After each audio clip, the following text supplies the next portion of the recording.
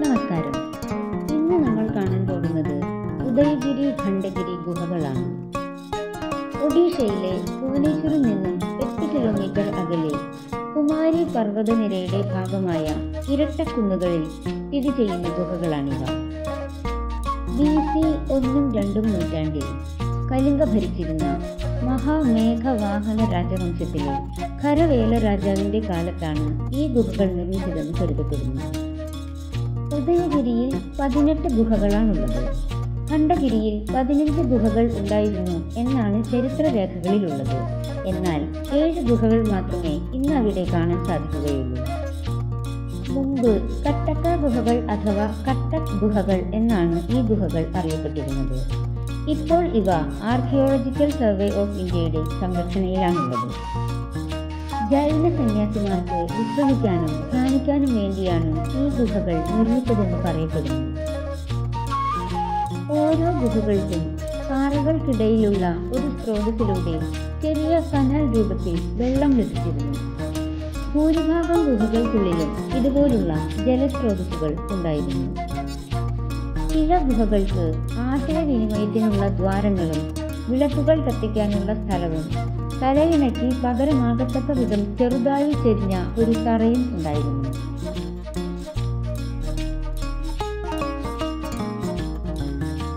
പല ഗുഹകൾക്കും മുകളിൽ അറയുണ്ടായിരുന്നു. അവിടെ സന്യാസിമാർ അഗാധ ധ്യാനത്തിൽ ഏർപ്പെട്ടിരുന്നതായി വിശ്വസിക്കപ്പെടുന്നു.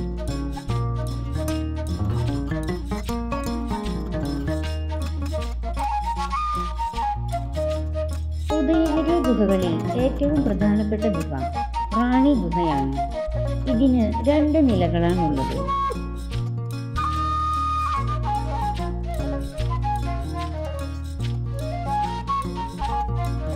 ഇവിടെ 3 ഭാഗങ്ങളുണ്ട്. ഏറ്റവും വലുപ്പം കേന്ദ്രഭാഗത്തിനാണ്.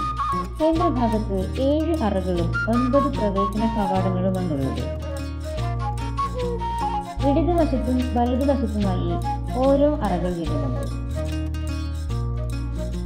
ഇതാണ് വലതുഭാഗത്തുള്ള അറ.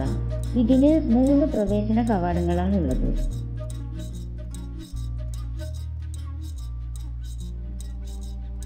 ഇതാണ് ഇടതുഭാഗത്തെ അറ.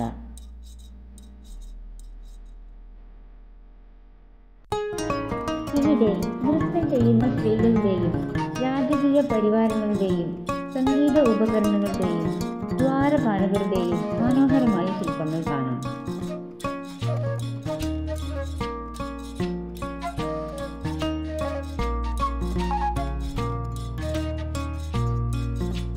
സ്ത്രീകൾ, പുരുഷന്മാർ, മൃഗങ്ങൾ, മനുഷ്യമരം, കുതിര, ആന ഇവയുടെ എല്ലാം ശില്പങ്ങൾ ഇവിടെ നമുക്ക് കാണാൻ സാധിക്കും.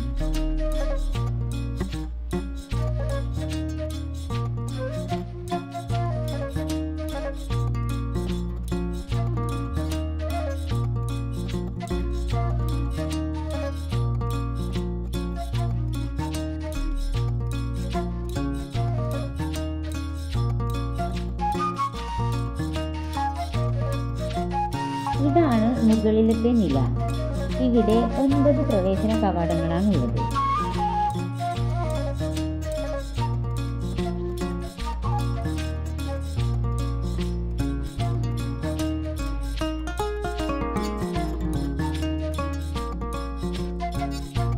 ഈ സ്ഥലം സന്യാസിമാർ ധ്യാനിക്കുന്നതിനുള്ള ഇരിപ്പിടമായി ഉപയോഗിച്ചിരുന്നു എന്നാണ് പറയപ്പെടുന്നത്.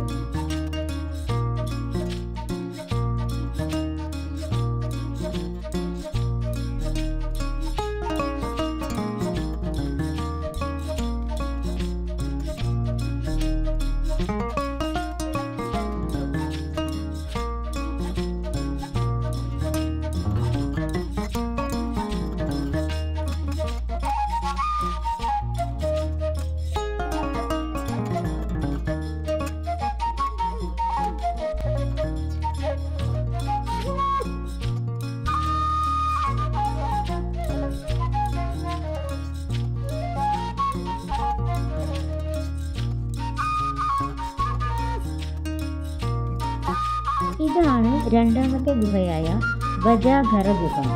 ഈ ഗുഹയുടെ പ്രത്യേകത ദീർഘചതുരാകൃതിയിലുള്ള ഇതിൻ്റെ തൂണുകളാണ്.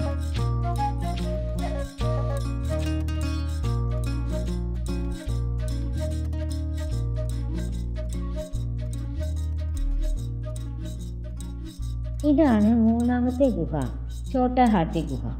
ഈ ഗുഹയിൽ ഒരു സംരക്ഷകന്റെ പ്രതിമയും അതിൻ്റെ കൂടെ 6 ചെറിയ ആനകളുടെ രൂപങ്ങളുമുണ്ട്. അതുകൊണ്ടാണ് ഇത് ഛോട്ടാ ഹാത്തി ഗുഹ എന്നറിയപ്പെടുന്നത്. ഇത് നാലാമത്തെ ഗുഹയായ അളകാപുരി ഗുഹ. ഇത് അഞ്ചാമത്തെ ഗുഹ, ജയവിജയ ഗുഹ. 2 നിലകളുള്ള ഗുഹയാണിത്. ഇതാണ് ആറാമത്തെ ഗുഹ, മനസ ഗുഹ.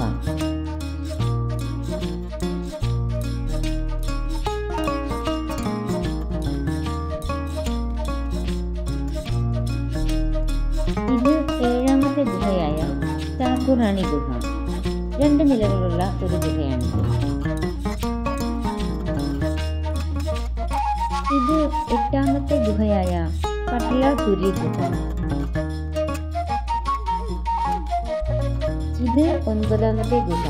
2 നിലകളുള്ള ഈ ഗുഹയെ ലങ്കാപുരി ഗുഹയെന്നും സ്വർഗപുരി ഗുഹയെന്നും വിളിക്കുന്നു.